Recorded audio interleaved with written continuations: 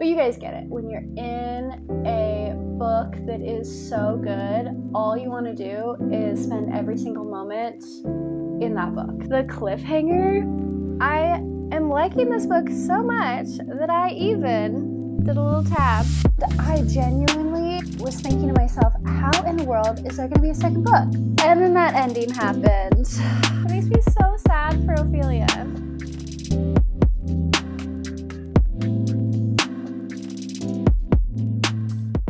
Hello everybody, my name's Carrie. Welcome back to my Bookish channel. 2025 has seen a lot of really fantastic new releases from authors that we all know and love, and then also some debut authors as well. I feel like I have so much fun reading new releases when they are at their most popular, because it feels like I'm getting to read these new releases with everybody else, which is always so fun. And so for this reading vlog, I think I'm going to be reading a couple new releases that have been really hyped up. So I kind of have a little bit of an idea of what I'm going to be reading for this reading vlog. However, I'm not 100% sure yet, so I don't necessarily want to tell you guys exactly what my plan is for the reading vlog just yet. But I will tell you that the first book that I'm going to be reading in this hyped new releases reading vlog is Nightshade by Autumn Woods. I've seen so many people talk about how much fun they've had reading this book recently, and I have yet to see a negative review for it, so obviously I'm intrigued. This book is a little bit out of my comfort zone, not entirely. I will say lately I have been branching out a little bit more into more contemporary romances, reading a little bit more dark academia, maybe a little bit more dark romance, and that's what this book right here is. This is a dark academia, dark contemporary romance book. I feel like I don't actually need to use all those words to describe it, but that is kind of what the gist of it is. I'm just going to read the blurb of this book so that we're all on the same page as to what it's about. It says, he'll burn the world down for her, but she'll burn his to the ground. Oof. Ophelia Winters wants revenge. Isolated in the Scottish Highlands, Sarosong University only welcomes students from the most powerful families. Ophelia doesn't belong, but a rare scholarship grants her the opportunity to investigate her parents' accidental death near the castle grounds. Accidental is in quotation marks.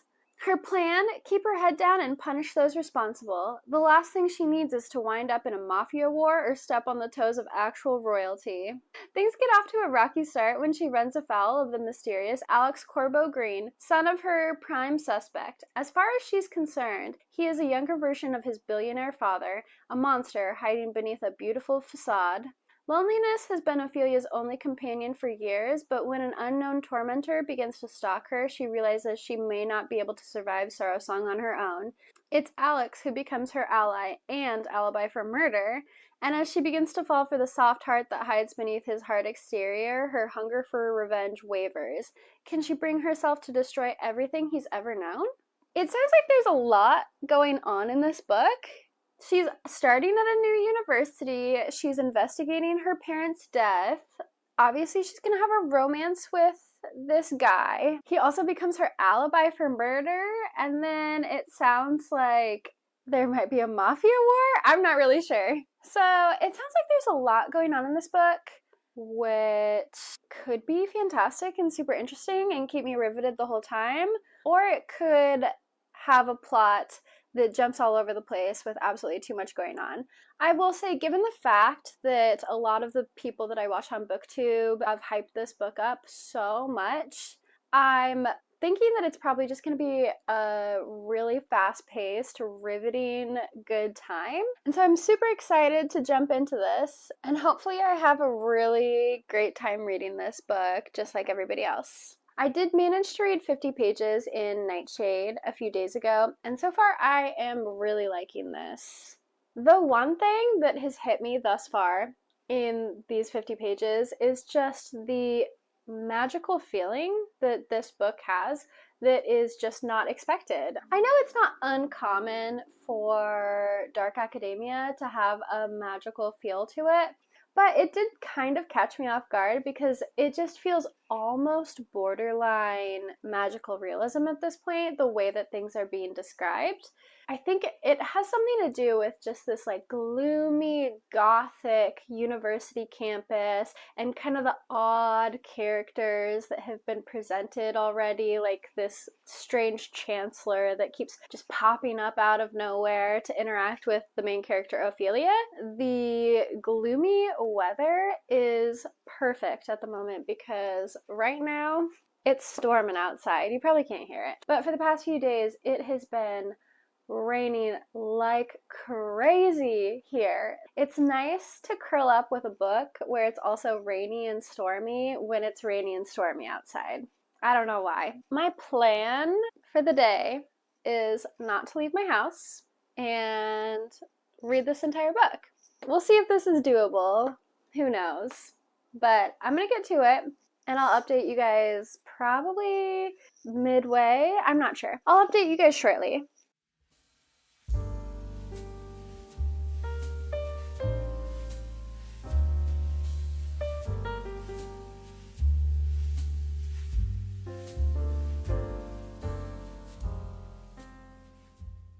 I have been absolutely plowing through this book. I've been having a ton of fun reading this. I'm on page 130. I am liking this book so much that I even did a little tab, okay? One singular tab. I know that doesn't seem like much, but I really am not an annotation girly. However, I felt like a few lines in this book have just really hit. They've been some hard hitters, okay? The writing is not overly lyrical or poetic, but when these certain poetic lines do appear, it has so much more of a hard-hitting effect because of it. And so I'm very much enjoying the writing in that regard. I will read the one passage that I did highlight, even though I hate doing this. I hate reading to the class, okay? So in this, it's basically Ophelia talking about the loneliness that she's been experiencing in the 3 years since her parents have died. For some context, everyone has their string people, the people they are tied to, whether it be through blood or trauma or friendship. It's a luxury I didn't realize I had. A comfort blanket that was so constantly there, I never even noticed how warm it kept me at night. Now, my summers are quiet, my Christmases are silent, and when I tug on my piece of string, the other end slithers along the ground at my feet. It makes me so sad for Ophelia. It really just feels like she doesn't really have anybody. Nobody is in her corner. I do feel like that has really been played up in the first 130 pages or so of this book. It feels like Ophelia has been really portrayed as this outsider. She does not have friends. People are openly hostile to her. And I know this isn't uncommon in a book, but that setup just makes me so angry, which keeps me so captivated because I know eventually that's going to change.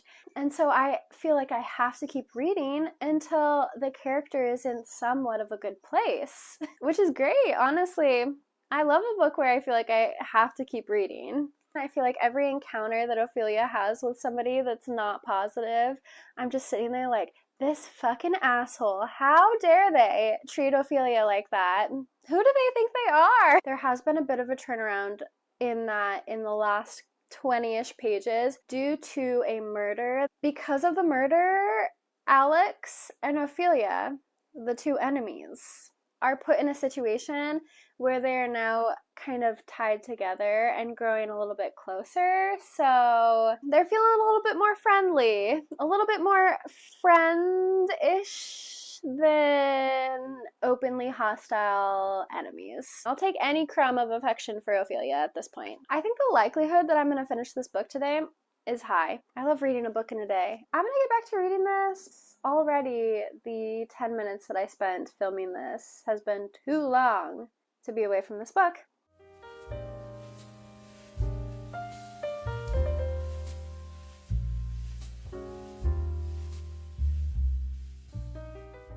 Ophelia just got attacked in the book, and her first instinct was to call Alex, and I don't know why, I just think that that's actually so cute. Okay, I'm now on page 317, which means I've got less than 100 pages left in this book.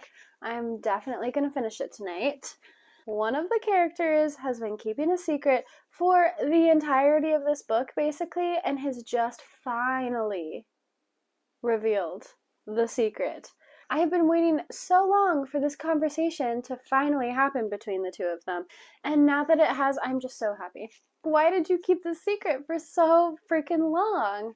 It just irritates me. But it's been revealed, and I don't know what all is going to happen from here, in all honesty. The main goal that is really prevalent throughout the entirety of the book does not seem like something that they're going to accomplish in less than 100 pages, but there are definitely a lot of loose ends that need to be tied up, as well as some potential mysteries that need to be solved, like who the heck the stalker is. I know that there's a sequel to this book, but I'm really hoping for a really solid conclusion to this so I don't go absolutely insane waiting for the next book. Okay, so I just finished Nightshade by Autumn Woods. I'm not going to give my full end of book thoughts right now because I literally just finished it, like, I don't know, 30 seconds ago. The only thing that I'm going to say is I need the next book right now. This is miserable for me that I do not know what's going to happen next. The cliffhanger. If Alex and Ophelia do not get a happy ending in the next book, I'm gonna riot.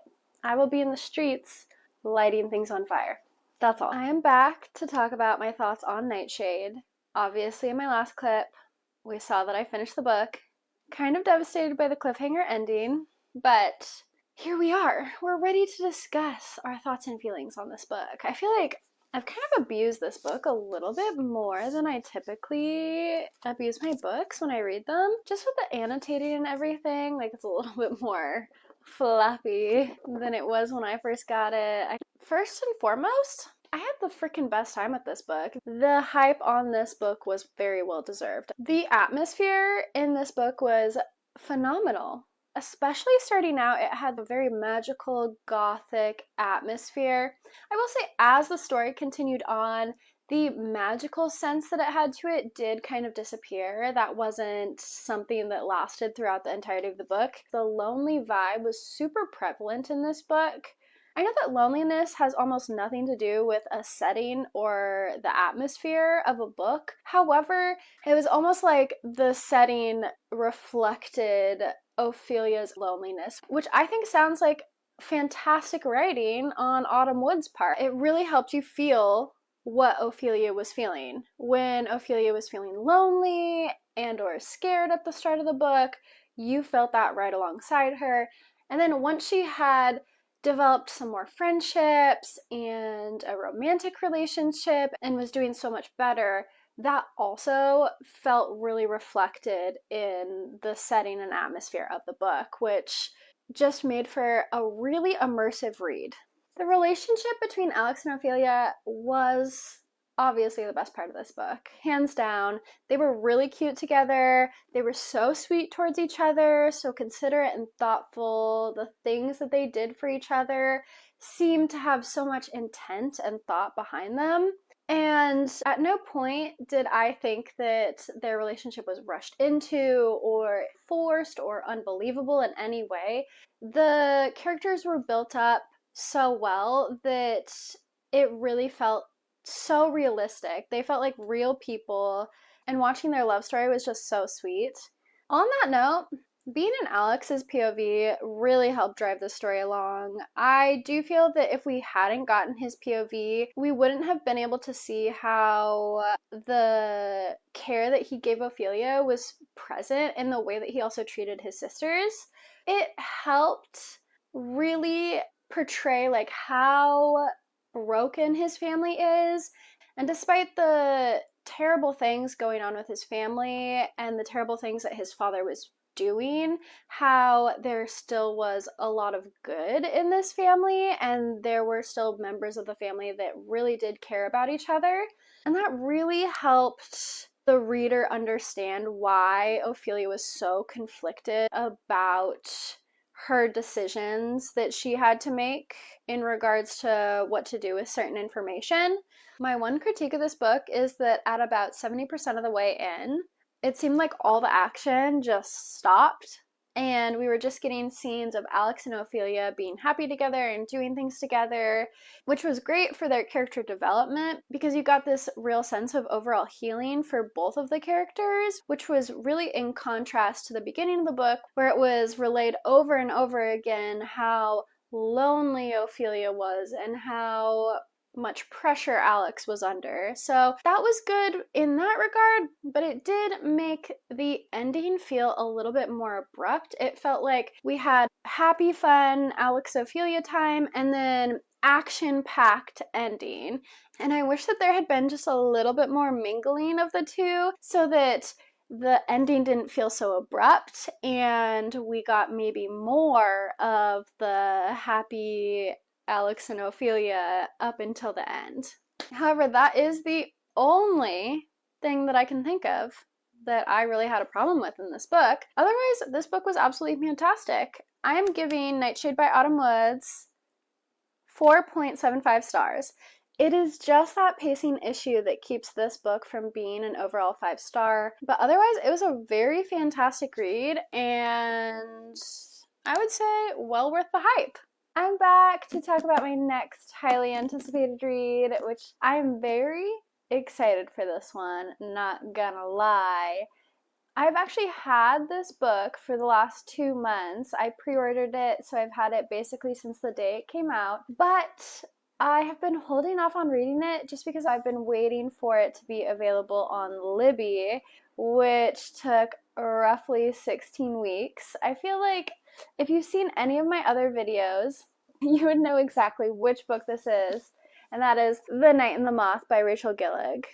I'm freaking stoked that I finally can read this book because I feel like I have been missing out so much. I have not heard a single negative thing about this book so far, and I can't imagine that I'm going to be the outlier that thinks that this book is bad. I feel like most people know what this book is about, but if you don't, let me read the synopsis for you. Sybil Delling has spent 9 years dreaming of having no dreams at all. Like the other foundling girls who traded a decade of service for a home in the great cathedral, Sybil is a diviner. In her dreams, she receives visions from 6 unearthly figures known as the Omens. From them, she can predict terrible things before they occur, and lords and common folk alike travel across the Stonewater Kingdom's wide-swept moors and craggy mountains to learn their futures by her dreams. I'm getting so much deja vu right now. Like, I definitely read this blurb in a previous video. Maybe it was a book haul video, or maybe it was my 10 before the end. I'm not sure. Either way, let's continue. Just as she and her sister diviners near the end of their service, a mysterious knight arrives at the cathedral. Rude, heretical, and devilishly handsome, the knight Roderick has no respect for Sybil's visions. But when Sybil's fellow diviners begin to vanish one by one, she has no choice but to seek his help in finding them. For the world outside the cathedral's cloister is wrought with peril. Only the gods have the answers she is seeking, and as much as she'd rather avoid Roderick's dark eyes and sharp tongue, only a heretic can defeat a god. I definitely have read that blurb already in one of my previous videos. I do not remember which one though, so if you've already heard me talk about this, I'm so sorry. Hopefully this doesn't bore you to death. It sounds like there's going to be a mystery aspect to this, which truly exciting. Also, I love this cover. I think it's so pretty. The foiling's so pretty. And honestly, looking at this with her in her like diviner's robes and then also the armor, I feel like Sybil is the knight and the moth. Reading the blurb, I would think, without looking at this cover, that the knight is Roderick and Sybil is the moth. However, looking at this, I feel like this might be a little clue. I'm not sure. But also, I really love these end pages. They're so dreamy. That's so cute. I love a well-done hardcover book. I am definitely predicting that I'm going to love this book. Let's get to reading.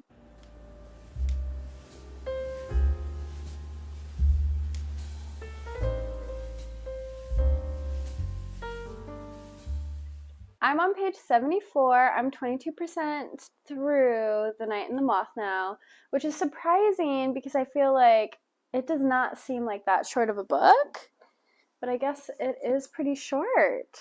Yeah. It's less than 400 pages. Oh my gosh, I did not know that. This book has been great so far. I'm having the time of my life. I'm giggling, I'm kicking my feet. I know things are probably going to change. Like, the diviners are most likely not all going to be together, given the fact that in the blurb for the book, it literally says that the diviners start disappearing. So obviously that aspect of all the diviners together and their group is going to go away, which makes me a little sad because I love their group dynamic. It's so fun. The story so far has felt very light. There doesn't seem to be anything heavy that's happening. Nothing too high stakes. There's a lot of silliness to it. Even though the story has been so silly and lighthearted so far, it has been so interesting still. I'm so invested just in learning about these characters and seeing where the story is going.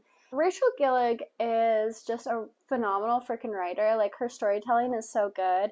This story seems so realistic in my head, like as I picture it, and it is just so very different from any other fantasy book that I feel that I've read so far, while also at the same time having tiny little bits and pieces that kind of remind me of other fantasy books that I've read that I've really enjoyed. So it's just been a lot of fun reading so far. I feel like I'm going to keep this check-in very concise in all honesty, because I just want to get back to reading. Do I say that all the time? I feel like I say that all the time. But I do not want to waste a second that I could be reading. Not that talking to my vlog is a waste. That's actually such a bad mindset.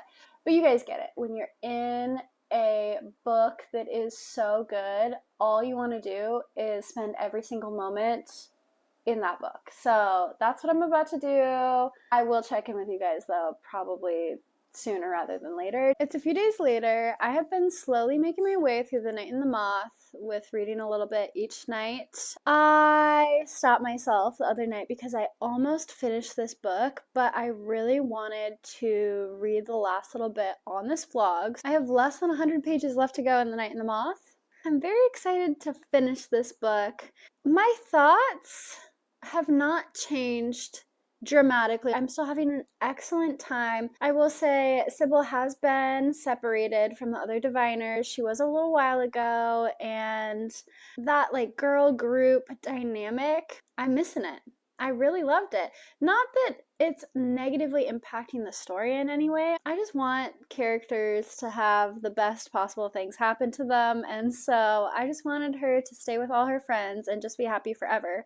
But that's not how books go. I will say, despite the fact that this book has such a gothic atmosphere, it also has so much whimsy to it. It's definitely a lot more whimsical than One Dark Window and Two Twisted Crowns was. Where I left off last, I don't want to call it a cliffhanger, but something pretty dramatic happened to somebody in the group that Sybil's been with for the last third of the book or so.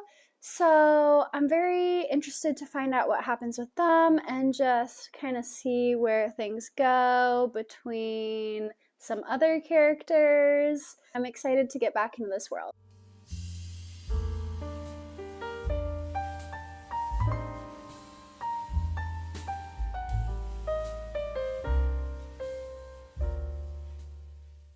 I've been reading for a little less than an hour now, and in that time, I have become so engrossed in the story again that I feel like I've been reading for 4 hours. Every time I stop reading to do something like grab some water, I feel like I'm like waking up from a dream. It is so engrossing.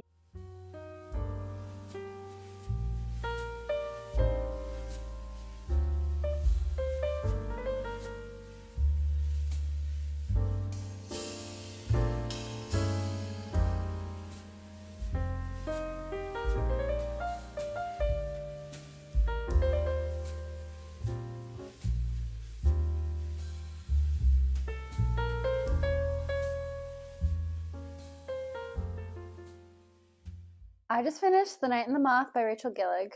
The ending of that book has me unwell. I was at like 93% in this book, and we were wrapping things up. I genuinely was thinking to myself, how in the world is there going to be a second book? I know that this is supposed to be a duology, and so there is supposed to be a story after this, but everything thus far is being wrapped up very nicely, so what the heck is going to happen in the second book? And then that ending happened.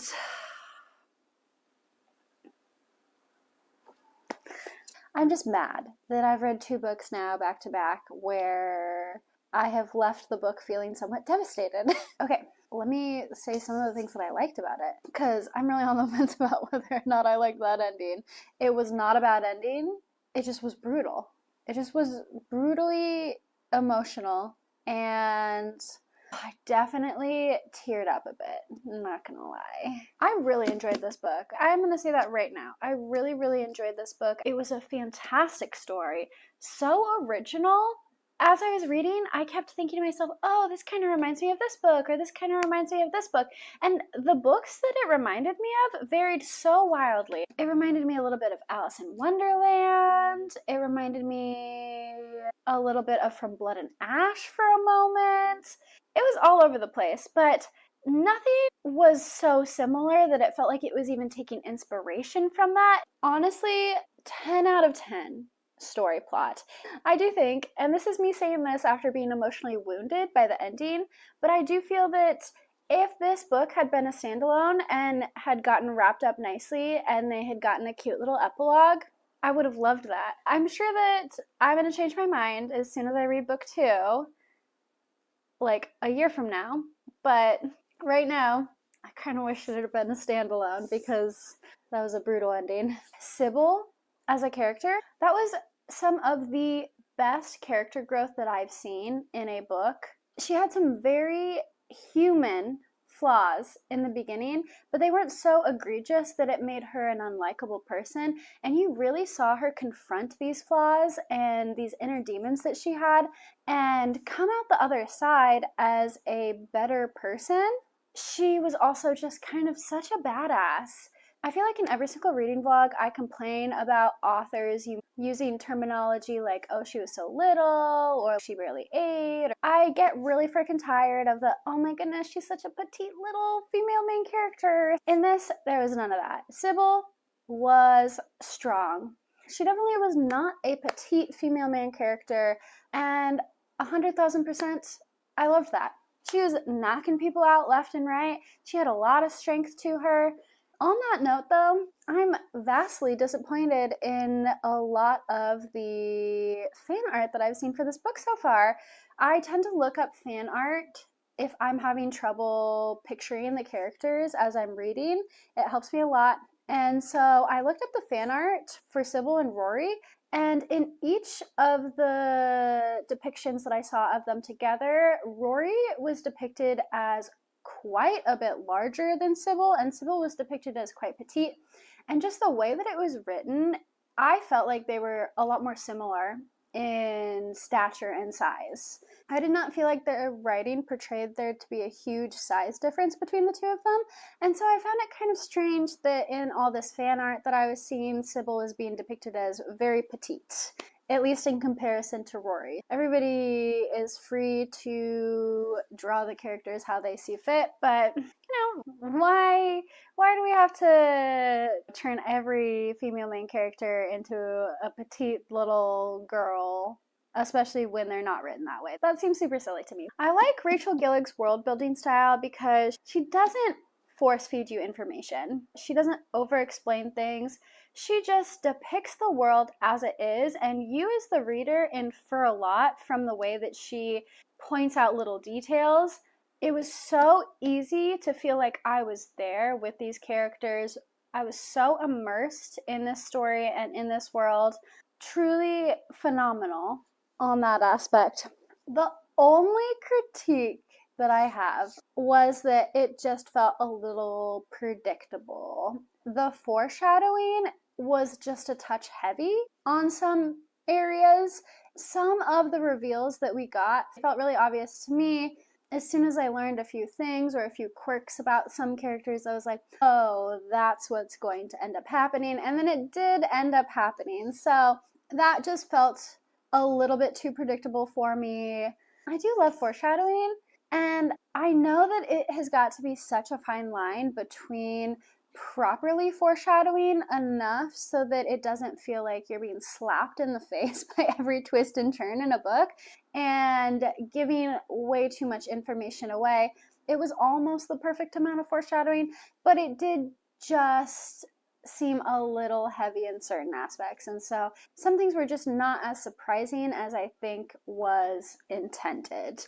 I am going to give The Night and the Moth by Rachel Gillig 4.75 stars. It is a fantastic rating.